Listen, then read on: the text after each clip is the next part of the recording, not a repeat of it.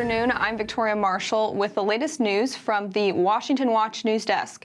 Secret Service Director Kimberly Cheadle has resigned after facing blistering criticism for her failure to protect former President Donald Trump at a rally last Saturday in Butler, Pennsylvania.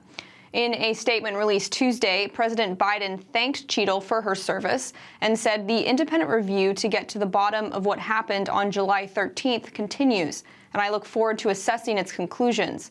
We all know what happened that day can never happen again. Cheadle's resignation comes after she was grilled in a House Oversight Committee hearing yesterday by both Democratic and Republican lawmakers who called on her to step down. Look, I'm not questioning your judgment. I just don't think this is partisan. If you have an assassination attempt on a president, a former president, or a candidate, you need to resign. That's what Stuart Knight did. He was a Republican appointee, and he took responsibility. And I think you need to reflect. This is not a question of you. It's a question of the American people. You cannot go leading a Secret Service agency when there is an assassination attempt on a presidential candidate. I would say that about anyone. In a press conference this morning, House Speaker Mike Johnson said Cheadle's resignation was long overdue.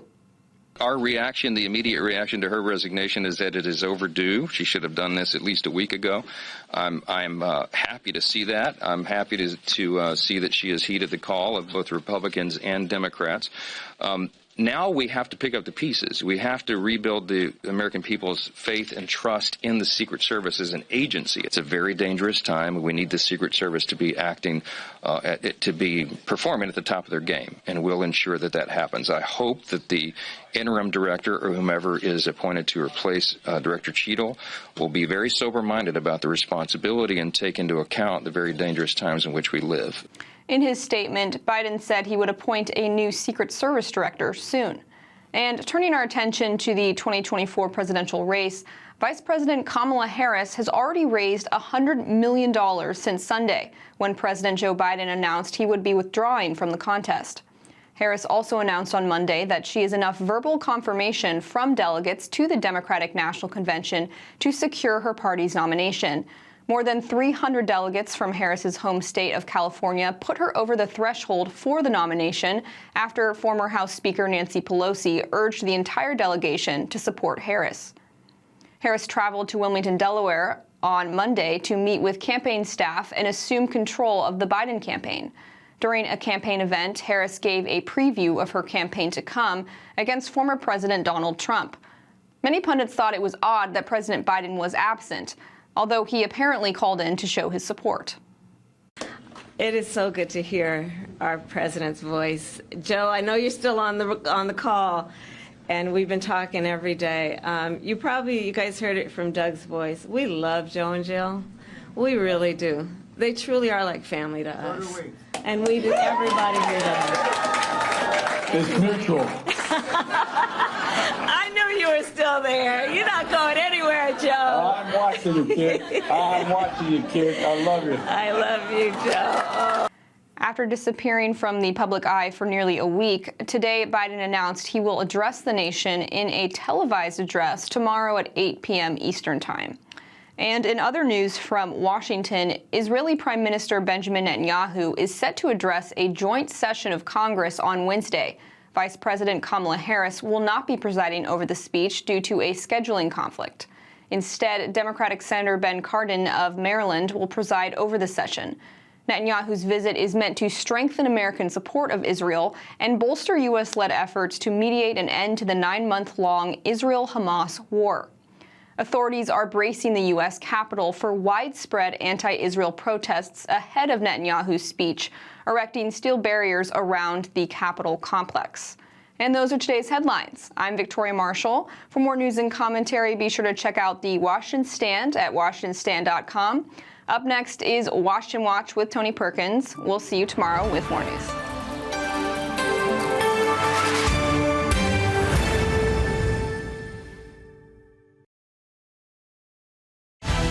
From the heart of our nation's capital in Washington, D.C., bringing compelling interviews, insightful analysis, taking you beyond the headlines and sound bites into conversations with our nation's leaders and newsmakers, all from a biblical worldview. Washington Watch with Tony Perkins starts now. It is overdue. She should have done this at least a week ago. I'm happy to see that. I'm happy to see that she has heeded the call of both Republicans and Democrats. Now we have to pick up the pieces. We have to rebuild the American people's faith and trust in the Secret Service as an agency. I hope that the interim director or whomever is appointed to replace Director Cheadle will be very sober-minded about the responsibility and take into account the very dangerous times in which we live. That was House Speaker Mike Johnson earlier today, responding to the news that the director of the Secret Service, Kimberly Cheadle, had resigned. This is Washington Watch, and I'm Tony Perkins. So good to have you with us on this Tuesday afternoon. We're going to get additional reaction to Cheadle's resignation from the Hill in just a moment. Also, while most eyes are focused on the domestic drama of who is running the White House and who is running for president, the House Select Committee on the Chinese Communist Party held a hearing today on how the CCP is exporting their authoritarian tools. From the tyrannical Maduro regime in Venezuela to the Ayatollahs of Iran, the CCP exports its malign technologies to help authoritarian governments control the internet and oppress their populations. Not only does this undermine human rights globally, but threatens American national security by creating a network of pro-CCP governments that increasingly owe their hold on power to the CCP. That was the chairman of the committee, Michigan Congressman John Molinar. We're going to talk with Iowa Congresswoman Ashley Hinson, a member of the committee. It's a very important topic. We're going to explore that more in just a moment. And I was up on the Hill earlier today for a meeting with the House Speaker, and the security is already tight in preparation for Israeli Prime Minister Benjamin Netanyahu's speech to a joint session of Congress tomorrow. We're going to discuss what the Prime Minister needs to accomplish with his speech, both here in the United States and back home in Israel, with CBN Middle East Bureau Chief Chris Mitchell. The political landscape in America has changed dramatically. A disastrous debate, an attempted assassination, and now a new presidential candidate. We'll talk with Aaron Van Allen, a political analyst and associate professor of government at Liberty University, about the changes and what the November election is going to look like. And then finally, Vice President Harris will be the Democratic nominee for president. Whether people put it in a press release or not, that is going to happen. She has locked up the delegates and the support. We look forward to helping and being a partner in this process with her. That was House Democrat Caucus Chair Pete Aguilar today, declaring Kamala Harris will be the presidential nominee for the Democratic Party. Dan McLaughlin, senior writer at National Review Online, is going to join me for a look at Kamala Harris's record. What has she done since being in office, not just as vice president, but as senator, attorney general for the state of California? We're going to take a look at her record. The website, TonyPerkins.com, lots of resources there for you. If you miss anything, it's all archived. You can check it out later at TonyPerkins.com. Also, I'd encourage you, if you've not yet downloaded the Stand Firm app, not only do you get Washington Watch, you also get to Stand on the Word, a daily devotional, and you get the news feed from the Washington Stand. So go to the App Store, download the Stand Firm app today. This morning, the House Select Committee on the Chinese Communist Party examined what's known as the CCP's Great Firewall, an extreme censorship effort that advances societal control over Chinese citizens. Now, we see the importance of this Great Firewall to Communist Party officials by the fact that despite China's massive military buildup, the CCP still spends more on its own internal security than on its military. And that's saying a lot. Even more disturbingly, the Chinese Communist Party exports this surveillance technology abroad, aiding other authoritarian regimes, including the mullahs of Iran. Joining me now to discuss this is Congresswoman Ashley Hinson. She serves on the House Select Committee on the Strategic Competition between the United States and the Chinese Communist Party and the House Appropriations Committee. She represents Iowa's 2nd Congressional District. Congresswoman Hinson, welcome to Washington Watch. Thanks for joining us. Of course, Tony. Thanks for having me. So Let's jump right into this hearing today. I think a lot of eyes are distracted. You know, even when we're not focused on domestic politics, we've got Ukraine, we've got the Middle East, but China's a real threat. What did you learn today? Yeah. Well, first and foremost, I think we reiterated what we already know, which is that China continues to rule its own people with an iron fist. The CCP tightly controls all of the information that the Chinese people are able to consume. They are obviously trying to control the narrative. I heard in your intro they spend billions of dollars, right? They have lots of people in charge of controlling the narrative there, but that is really so that they can continue to control every aspect of their citizens' lives. So this great firewall that they've constructed it's kind of this not only censorship platform, but it's a propaganda machine as well. And so they don't have a free press.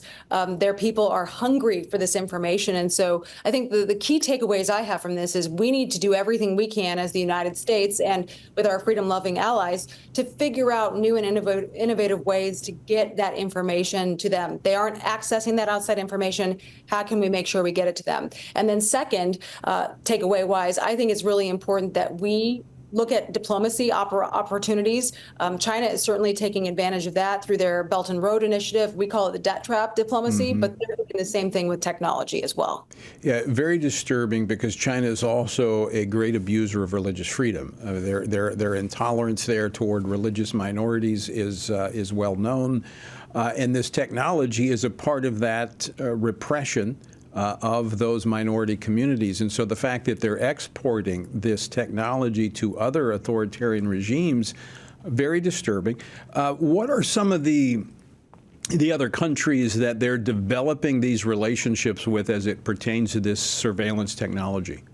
Yeah, well, look at it's BRIC, right? So it's Brazil, Russia, Iran. I mean, these are countries that clearly, they have these new kind of alliances that are forming out of trade deals, but also out of these technology deals. And then you look at countries that are in trouble, right? We have a lot of those in Africa, for example, where they've been able to come in and not only control ports, but then get this technology out to many rural areas that otherwise might not have access to information. So this could be the latest, greatest thing to some of these communities who have been kind of cut off from the world. But all they're going to see is the CCP view. And that's what's, I think, incredibly disturbing. One of the other takeaways out of that hearing today, you know, I asked a little bit about rip and replace and how we as the United States, you know, we love cheap technology. And that's the biggest challenge here is how do we balance protecting ourselves and these nations as well, protecting themselves from the CCP's malign intentions with access to technology so that people can continue to grow, to innovate and advance thought. So that's kind of the balance we're trying to figure out is what is government's role in that going forward. So let's talk about that. So the issue there being the cheap technology that's coming from China, that American consumers, they want the best price, but we're fueling this repressive government by, you know, with our dollars, the profits that come from American consumers. So there's not just a government role here, but there's also a consumer role when you consider what your profits are being used for. Right. So one of the examples in the hearing today was about solar panels, how that technology was actually American innovation, that IP was stolen, and then the Chinese are now manufacturing and using that stolen IP to sell those products back into the United States for solar. So I think that's, you know, the circle has completed itself there. One area where we're trying to look at enforcement, right, because this is one thing the CCP is very good at is continuing to find workarounds. We're looking at trade enforcement, tariff enforcement. Is there more that we need to be doing to actually go after these egregious examples, which we continue to find examples of? So I think we should go into this eyes wide open, though. Every dollar that we send to the Chinese Communist Party is going to be used against the United States in one way or another. Congresswoman Hinson, I think that is an excellent point. And so it's not just the government that has a responsibility here. It's the consumers as well. And I do think it's important to be exposing this and how you just described the circle where the technology is being stolen from the United States, taken to China, manufactured and sold back to the United States. I think that's important for consumers to know.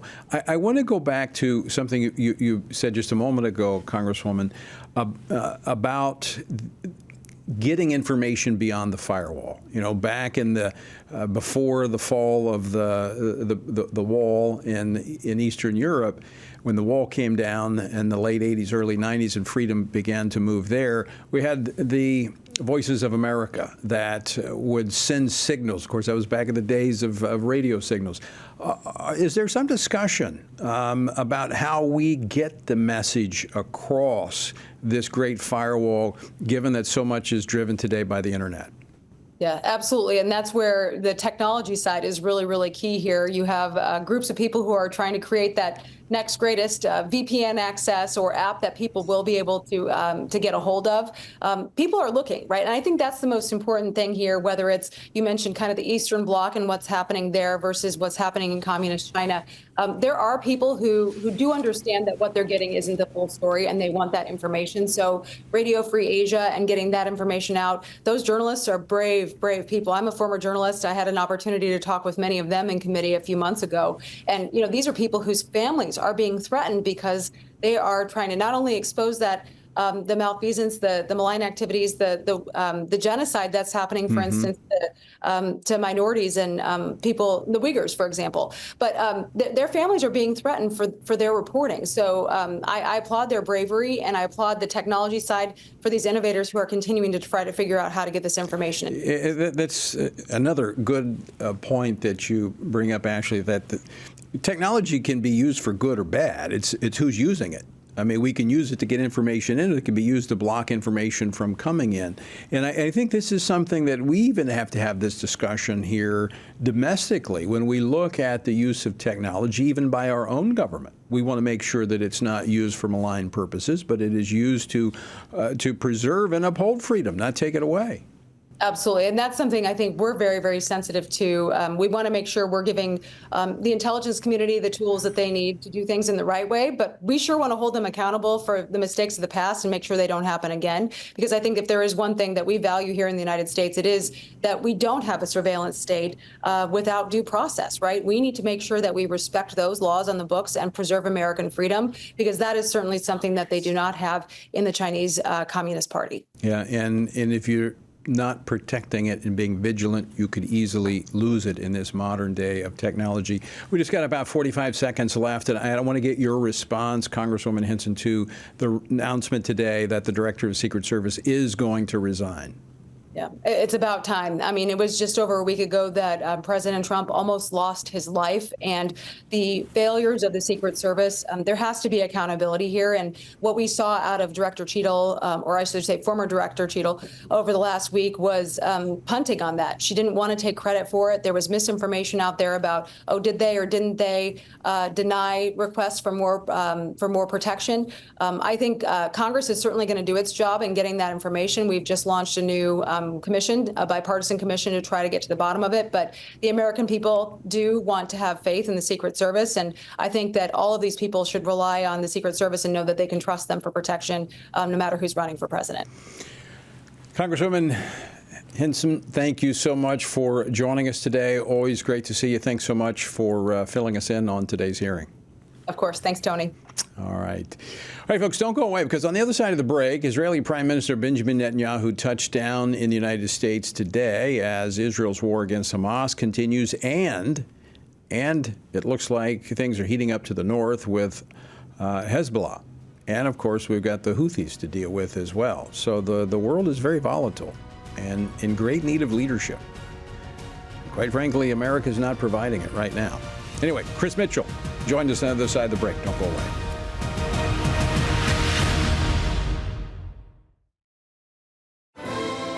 Join us October 3rd through the 6th as we gather with spiritually active, governance-engaged conservatives from across America at the Pray, Vote, Stand Summit in Washington, D.C.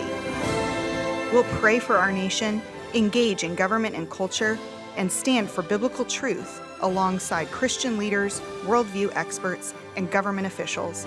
We'll discuss important issues like the sanctity of life, religious freedom, protecting students, strengthening families, praying for our nation, and how you can impact America's future from a biblical worldview. Our nation stands at a critical juncture, and we must ensure that the issues impacting faith, family, and freedom are understood and advanced. Register by July 31st and receive a $70 discount off admission. Register now at PrayVoteStand.org. That's PrayVoteStand.org. Hello, I'm Jody Heiss, president of FRC Action. Here in America, we thank God for the right to vote, and we can all agree on the importance of this upcoming election. Many of us want to support candidates who share our values, but we're not comfortable supporting the big national political organizations.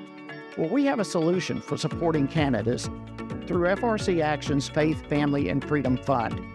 Being a super PAC, it allows for unlimited individual and corporate donations, so we can endorse and fund campaigns for people who share our values. By giving to this fund, we're able to pull all of our contributions together and support and endorse like-minded candidates. That's how we move the needle. So let's be the best stewards possible and get the most out of our political contributions by uniting our efforts. For more information or to contribute, visit faithfamilyfreedomfund.org. Thank you so much, and God bless you. Sometimes the headlines are overwhelming, and it feels like we're all alone and there is nothing we can do. That is exactly what the enemy wants us to believe. Reading through the Bible, there are many things that are counterintuitive. One of them is that God never uses a majority. It is always a minority devoted to the truth. Here at Family Research Council, we are grateful to stand side by side with other believers for the truth. And as a result, God is making a difference. When you partner with us, you are joining with Christians around the nation in standing together for the truth of God's Word, supplying pastors and parents and school boards with training and resources to stand up against the indoctrination of our children. Together, with God's help, we can preserve freedom for the next generation. Go to frc.org and become a STAND member today.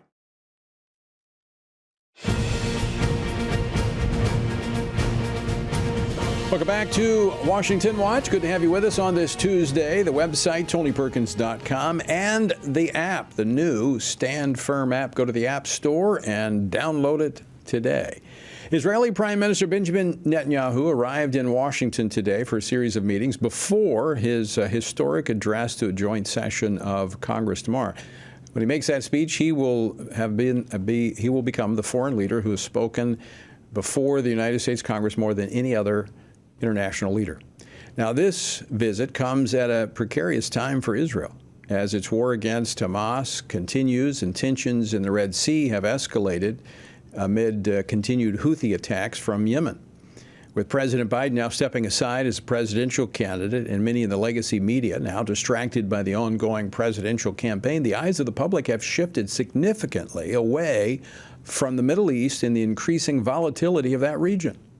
Well, joining me now from Jerusalem to discuss this is CBN News Middle East Bureau Chief Chris Mitchell. Chris, welcome back to the program. It's always great to see you. Tony, great to be with you again from here in Jerusalem. So let's talk about the situation on the ground there, and it is increased in its volatility. You've got still the ongoing war with Hamas. It looks like war in the north with Hezbollah is imminent, and now you've got the Houthis. Give us an update. Well, almost any direction you go, as you said, Tony, you can find enemies that want to destroy the Jewish state. In terms of the Houthis, last Friday night, there was a drone attack into the heart of Tel Aviv. One Israeli was killed, about 10 injured. And then Israel, for the first time, I think, of any nation, has really hit the Houthis significantly. They hit a major port, a strategic port in Yemen that was actually used by Iran to supply missiles and ammunition to the Houthis. They hit a fuel depot as well. The Houthis have been hitting traffic, global shipping, actually in the Red Sea for months, since about last November. Dozens of ships have been hit. The global shipping, 30% of it goes to the Red Sea. So it's really a significant impact they've had on not only just Israel, but the global economy. There's been about 200 missiles, drones that have been fired by the Houthis against Israel. So Israel said it's finally time to respond. If you go to the north, on a daily basis, Tony, there's sometimes dozens of projectiles, drones, missiles shot by Hezbollah, many of them shot down by the Iron Dome anti-missile system. And right now you have literally tens of thousands of Israelis no longer living where they used to in their communities along the border. We were up there. There's about 40 or more communities that are basically uninhabited right now. They're desolate. And so that's a major concern. And then we find out that Iran has maybe a week or two to get enriched uranium to military grade. The Iran being the mastermind of all these proxy groups surrounding Israel that want to simply destroy the Jewish state. So Chris Mitchell, my take on this is that as America is really distracted in a big way, our media is distracted, our political leaders are distracted to a large degree. This is both a time when Israel is vulnerable, but could also be a time of opportunity because they're not being scrutinized with every move that they make. Yeah, that is possible. And some people think that could have to do with the North and whether or not a major war will break out there. And will Israel actually try to defeat this nemesis on their northern border, Hezbollah, which represents a far greater enemy than Hamas, maybe 10 times the military strength. It remains to be seen. And then maybe even possibly Iran, that would be one thing. I'm not sure that's going to happen. There are some people that are saying actually might be better in the springtime for Israel to go to war with Hezbollah. One of the reasons is the political situation there in the United States, and looking to November and with a possible Trump administration that might be more, where that would be, I think it's pretty clear, more favorable than the Biden-Harris administration has been. So, Chris Mitchell, let me ask you this question. Two audiences, really, that the Prime Minister has tomorrow when he speaks to the joint session of Congress. I mean, the joint session of Congress is really, they're just there. He's really speaking to the American people. He is speaking to those policymakers. He needs them on his side. But he also has the audience in Israel that's going to be watching. I think that's why the speech is in the afternoon, so that folks can watch it back in Israel. Mm-hmm. What does he need to say tomorrow? Well, first of all, I think he says to the American people, and this is his first visit outside of Israel since October 7th, that really Israel is fighting for its survival. It is defeating Hamas in Gaza, but it's much bigger than Gaza. We've alluded to the Houthis, Hezbollah, Iran, all these proxies. It really is an existential battle for Israel, and I think he needs to make that case to the American people. In terms of the Israeli audience here, there are some people that didn't even want him to go. They said, especially with hostages, still in captivity, it's not the right time to go. But he did go with some of the hostage families, some of the rescue hostages as well. I think he needs to tell this audience here in Israel that that he can continue this alliance, historic alliance between Israel and America, because Israelis here know they need the backing of the United States, both militarily, diplomatically, politically. So I think he wants to keep that bridge and sort of say to the Israeli people, I'm the one that can help solidify this bridge, not only to this present administration, but hopefully in some people's minds over here anyway, if Trump gets elected. And I believe they may be meeting this coming Thursday. So what is the Prime Minister's kind of political stability right now in Israel? Because I know we hear things in the U.S. press over here. How is his standing with the Israeli people? Well, right now there's a series of protests that are almost on a weekly basis. They're very loud, they're very organized, but I don't think they necessarily represent all of Israel. They do get a lot of attention, but I think there's a more silent majority here in Israel that stand behind the goals, the war goals of the cabinet right now and of this coalition government. Many people may not like Netanyahu personally or politically, but I believe they feel like he's advancing the main war goals, which is to defeat Hamas, make sure it's never can govern Hamas again, and to get the hostages returned home. All right, Chris Mitchell, we're up against the break. I want to thank you for joining us as always, and we continue to pray for Israel and for the Jewish people, and for you. Amen. Thanks, Tony.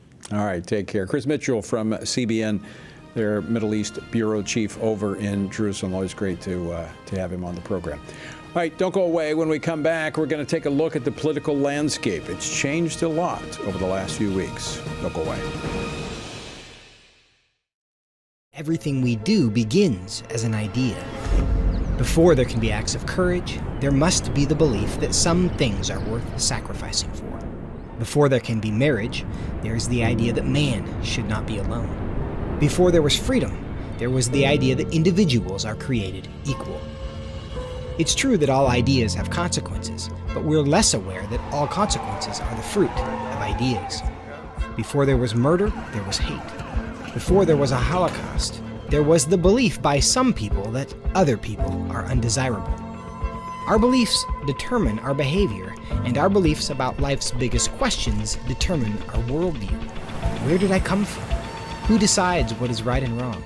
What happens when I die? Our answers to these questions explain why people see the world so differently. Debates about abortion are really disagreements about where life gets its value.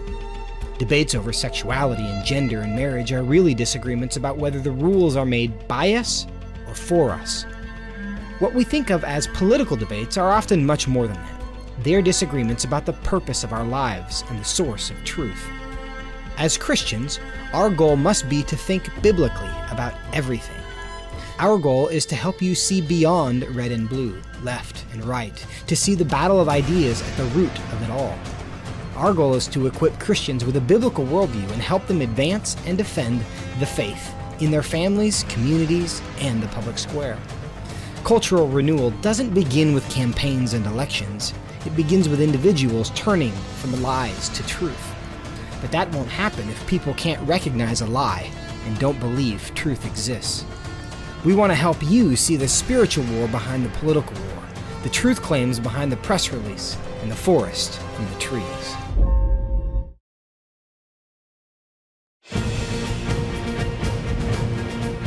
Welcome back to Washington Watch. Well, President Biden's Sunday announcement that he will step aside as his party's candidate for president reshuffled the political landscape in a major way with just over 100 days until the election. Now, Democrats appear hopeful that dropping President Biden will provide momentum not only to the presidential race, but in House and Senate races where Republican surge was expected. Joining me now to discuss this, Aaron Van Allen. He's an associate professor of government at Liberty University. Previously, he spent about a decade on Capitol Hill working with Congress. Professor Van Allen, welcome back to Washington Watch. Thanks for joining us. Thank you so much for having me. So let's talk about the political landscape. A lot has happened in the last month. Disastrous debate, an attempted assassination of a presidential candidate. Now we've got the other candidate dropping out and a new candidate emerging. What's the landscape look like? It's a completely unprecedented landscape at this point. For the first time since 1968, March 1968, to say that is the last time that we've had a presidential candidate that has actually dropped out or stated that they're not going to be running for re-election. And that was obviously with Lyndon B. Johnson and the health concerns, but also the highly unpopular stances that he was taking from the Vietnam era. So number one, it's an unprecedented time in our country. But number two, it's very interesting to see now that within the political landscape, how is it that Republicans are actually going to shift some of the messaging that they've actually had moving towards President Biden? Have they anticipated any type of changes, and therefore do they have any new messages in their back pocket as they go to tackle Vice President Harris? And I think number two is, are there specific groups that maybe Vice President Harris would potentially energize a little bit more than President Biden? How is it that Republicans are actually going to move towards them in hopes that they are going to come in and support President Trump? How is it that they are now going to address and alter potential messages for those independent voters? But also, what are some of the policy issues with Vice President Harris that they're going to attack back, or that they're going to try to use as an energetic mechanism against those swing voters, especially in 7 of the big swing states that we're looking at right now. So the landscape has very much changed in several different formats. Well, Professor, those are some great questions. I want to drill down on some of them, because when you look at what Republicans have been doing for 3.5 years, they've been teeing up this election with investigations showing the corruption surrounding the alleged corruption surrounding President Biden, his son, all of this. That's now off the table. It's no longer an issue. Now you have the vice president, who probably, there's 2 issues I see that she has. Well, one she's focused on, one she's not, even though she was charged to be the border czar. The border is a disaster. I would think that's her Achilles heel from a Republican standpoint. The issue that she's probably going to make her number 1 issue could also be a liability for Republicans because they refuse to talk about it, and that's the issue of abortion. You took the words right out of my mouth. Number 1, the immigration issue is one that the White House, you saw very early on in the White House's, or excuse me, right after the time that Biden and Harris took control of the White House, is that Vice President Harris had a few speaking debacles when it came to the border itself. She had stated on national television that she had been to the border, that they had been to the border. She was quickly corrected in stating, well, you haven't been to the border. And she said, well, no, but we're going to go. And you saw quickly thereafter that the White House actually pulled her away from discussing anything with regards to immigration, and that President Biden and other Democratic leaders within Congress, especially Chuck Schumer and the House Minority Leader Hakeem Jeffries, they've attempted to lead in on that conversation. And it is one that Republicans are going to lean into in showing that she has been completely ineffective in that regard. And they're going to use that as a means to sway voters, particularly the independent voters that I believe are going to sway the election.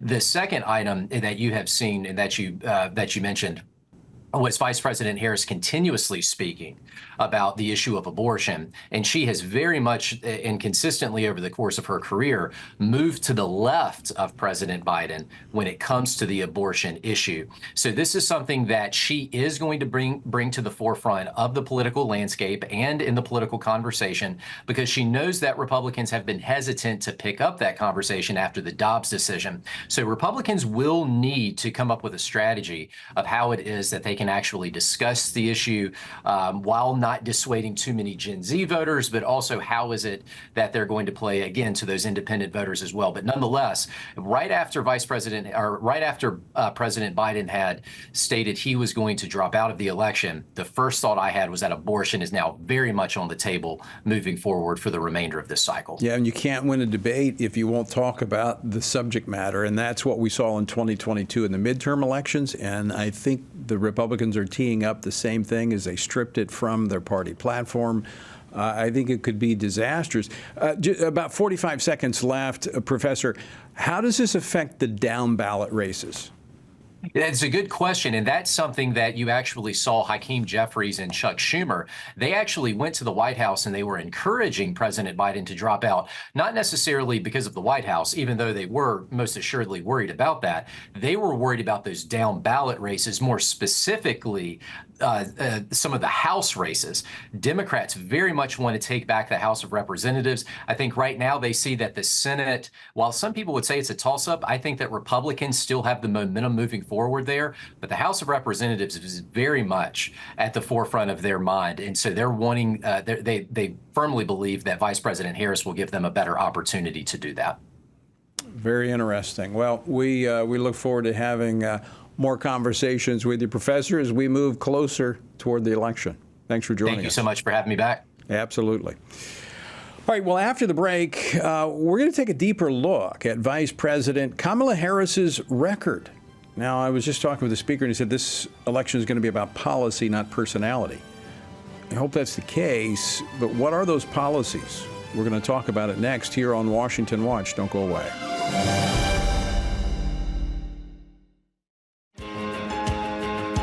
Download the new Stand Firm app for Apple and Android phones today and join a wonderful community of fellow believers.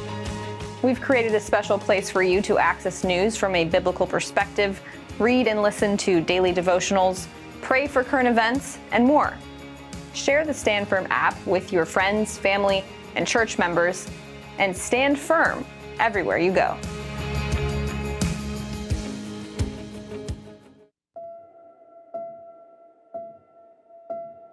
All of us are born with the desire to find truth and meaning. Where did I come from? What happens when I die? While our answers to these questions may divide us, we are united in our need for the freedom to answer life's biggest questions and make life's biggest decisions for ourselves. That's why religious freedom matters for everyone. Religious freedom matters because the powerful have long wanted to control those who are less powerful. Religious freedom matters because the freedom of those who are different is often threatened by those who believe different is dangerous. At the Center for Religious Liberty at Family Research Council, we promote religious freedom for everyone because the only alternative is religious freedom for no one. We encourage Americans and the American government to engage and advocate for the persecuted, and they do. We work every day to bring good news to the afflicted, to proclaim liberty to captives and freedom to prisoners. We do it because that's what Jesus does. We work to give freedom to others because we ourselves have been set free.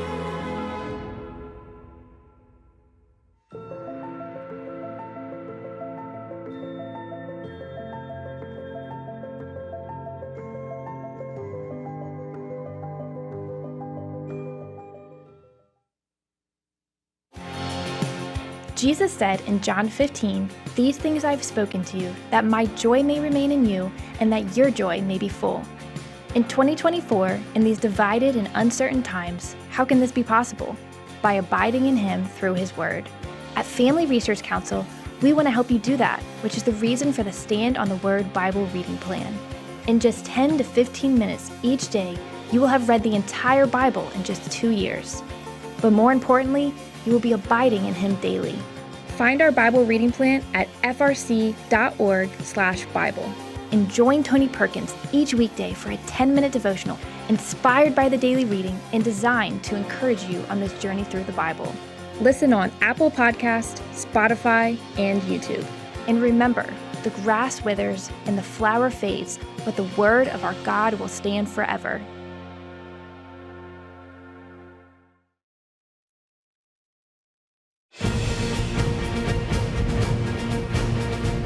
This is Washington Watch, and I'm Tony Perkins, your host, and I am so glad that you have joined us on this Tuesday. The website is tonyperkins.com, and of course, we have the Stand Firm app, and you can get that at the App Store. Simply go to the App Store and download the Stand Firm app today. Not only do you get Washington Watch, you get the daily Stand on the Word Bible devotional, and you get the news feed from the Washington Stand. So go to the App Store, download the Stand Firm app. Our word for today comes from Psalm 73. "And you will guide me with your counsel, and afterward receive me to glory. Whom have I in heaven but you? And there is none upon earth that I desire beside you. My flesh and my heart fail, but God is the strength of my heart and my portion forever. For indeed those who are far from you shall perish. You have destroyed all those who desert you for harlotry. But it is good for me to draw near to God. I have put my trust in the Lord God, that I may declare all your works." You know what? In our strength, we can't cut it. But in the strength of God, we can go the distance. For those who reject God, for the glittering idols of this world, well, here's a warning. The future does not look too promising for you. However, for those who draw near to God and trust Him as their Lord and Savior, He will give you not only a future, but a story to tell. To find out more about our journey through the Bible, text Bible to 67742. That's Bible to 67742. And join me each day for a short devotional online. Again, text Bible to 67742. As the Democrats get in line behind Vice President Kamala Harris to replace President Biden as their nominee for president, the Trump campaign and other Republicans must pivot after 3.5 years of buildup for a contest against the failed record of President Biden and his family and all that goes along with that. The vice president's public appearances may be riddled with verbal gaffes and empty cliches. Her policy record as California Attorney General and as the junior senator from the state demonstrate a commitment to targeting conservatives while embracing every priority of the left. So, what can we learn from this record? Joining me now to discuss this, Dan McLaughlin. He's a senior fellow at the National Review Institute and a senior writer at National Review Online. Dan, welcome to Washington Watch. Glad to be here. So Vice President Harris is often the punchline of conservatives because she has so many gaffes that she talks about, things that she talks about. But there's a record behind her. It's not just, speeches with great takeaway lines. She's got a record. And what does that record tell us? Yeah, I mean, if you dig past the past 4 years of cliches into her campaign promises when she ran for president and the ways in which she used power as a California Attorney General and as a United States Senator, the picture is much more menacing. Harris repeatedly announced that she was intended to use executive power in very, very broad ways to just unilaterally override the Constitution and the president's limits on the president's power. She openly laughed at one point when she suggested, for example, did she laugh or cackle?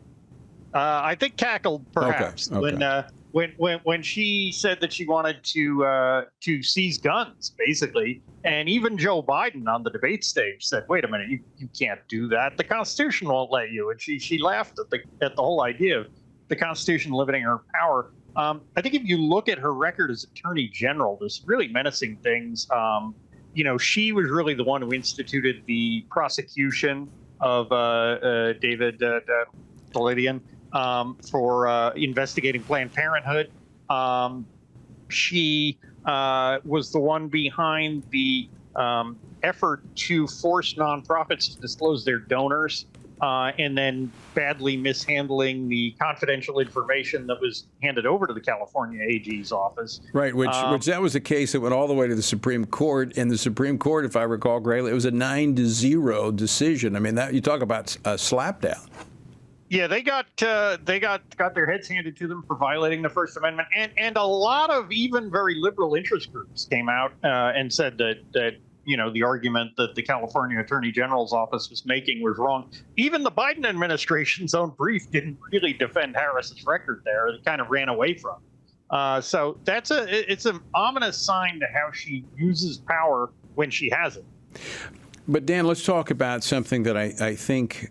But this is my thought, and correct me if I'm wrong, but I think that some may be misled by her verbal gaffes and the nonsensical stuff that she says. She's actually a pretty astute political operative when you look at what she has done with the power that she has had at different times.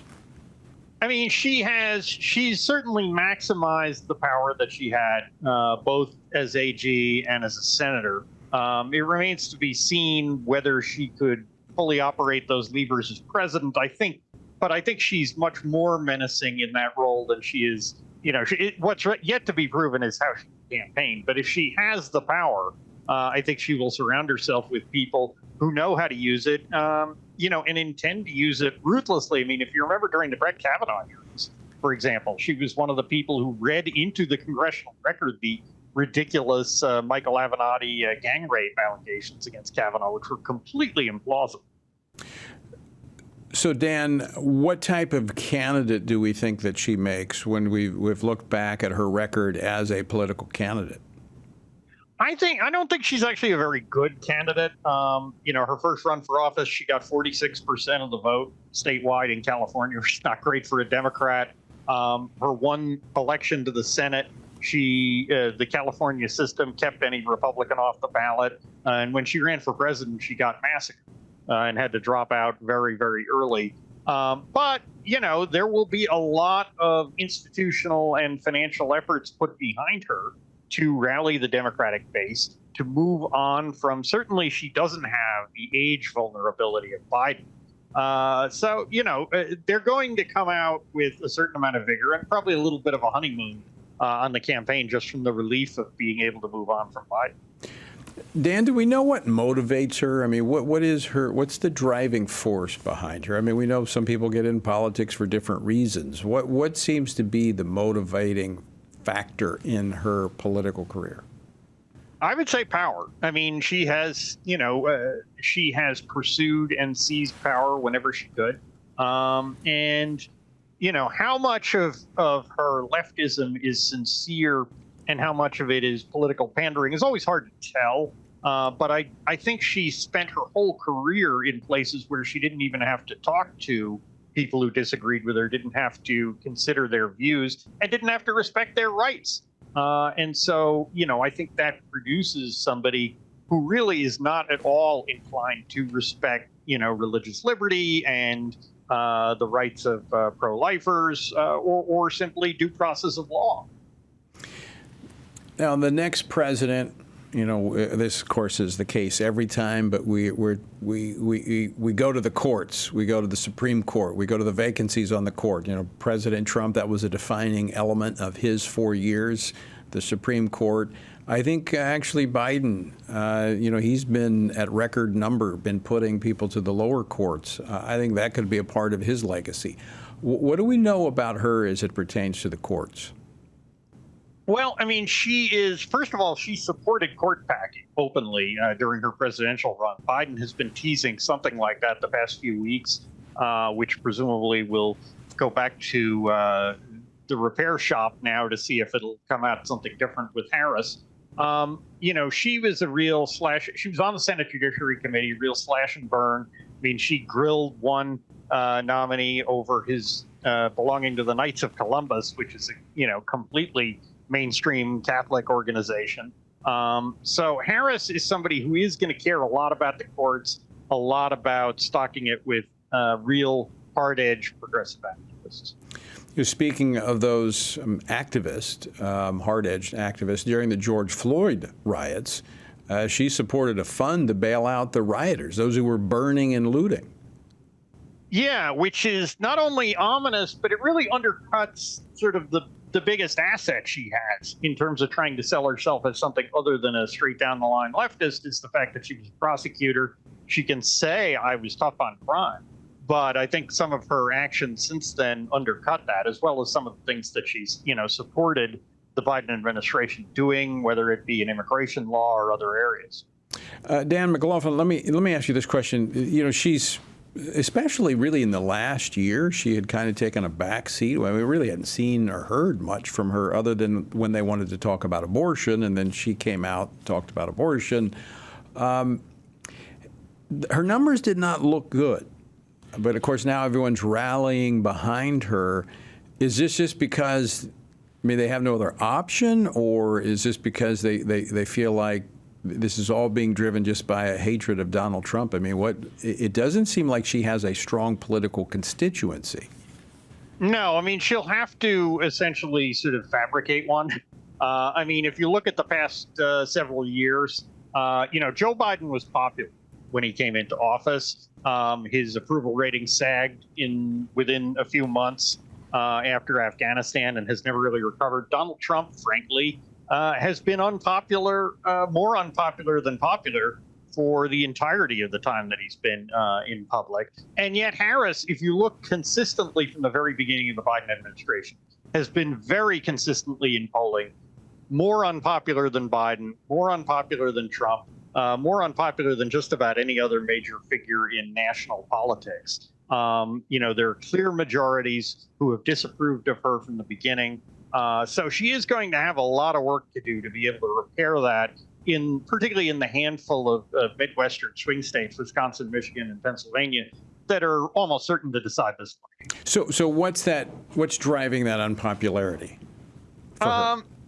I think it's a variety of things. Clearly, part of it is simply her political profile as a true California progressive who is kind of out of step with the rest of the country. And part of it is personality. She just does, she comes across as sort of condescending and somewhat, I would say more forced than artificial, but a little bit artificial. She's somebody who kind of puts on what feels like an act. And one of the interesting things, if you look at public polling, is a fair number of people, when they really ask them, they're not sure why they don't like Harris. They just don't.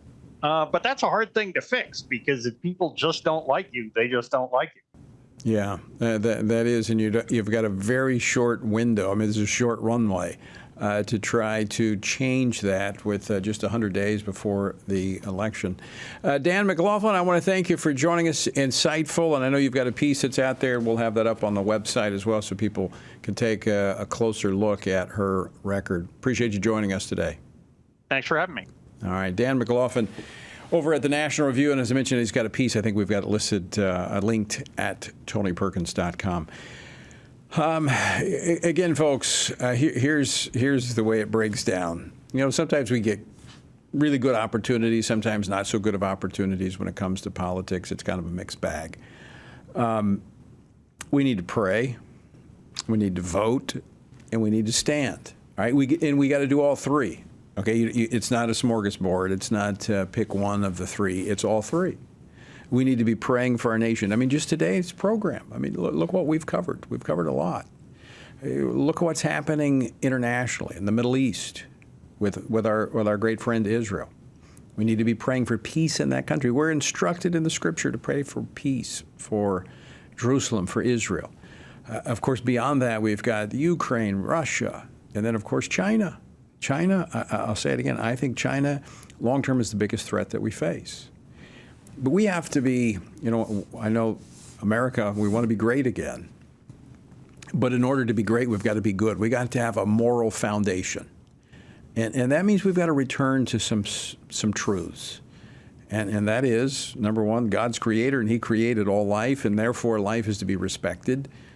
He created man and woman, period. That's it, man and woman, male and female.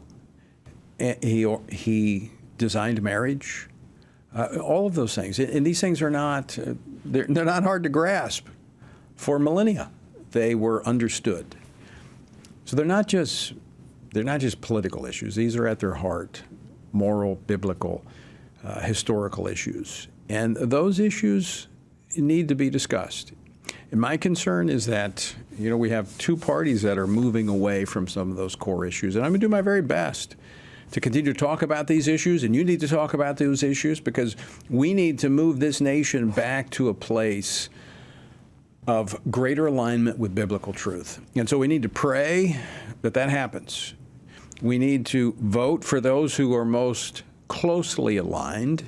And I'm going to tell you, it's not going to be right down the middle. We're going to have to reach a little bit, but we need to do so. We need to vote for those who are most closely aligned, but then we need to stand for those truths, and we need to speak about those truths and influence our friends and influence the political class, get our elected leaders. We need to ask them about these things that matter, just as we were talking about earlier with Professor Van Allen, that look, the Democrats are going to be talking about abortion until birth at taxpayer expense, and the Republicans, I'm afraid, are going to be saying this. Right, nothing. We have to make sure that they get their footing to take a stand for life. It's not just a political issue. This is a moral and a spiritual issue, and it's one we cannot, as a nation, we cannot get it wrong. All right, all the time we have for today. Again, thanks for joining me. Pray, vote, stand, and also download the Stand Firm app. It'll help you take that stand. Until next time, I leave you once again with the encouraging words of the Apostle Paul, which are found in Ephesians chapter 6, where he says, when you've done everything that you can do, when you've prayed, when you've prepared, and when you have taken your stand, when you've taken your stand, well, by all means, just keep standing.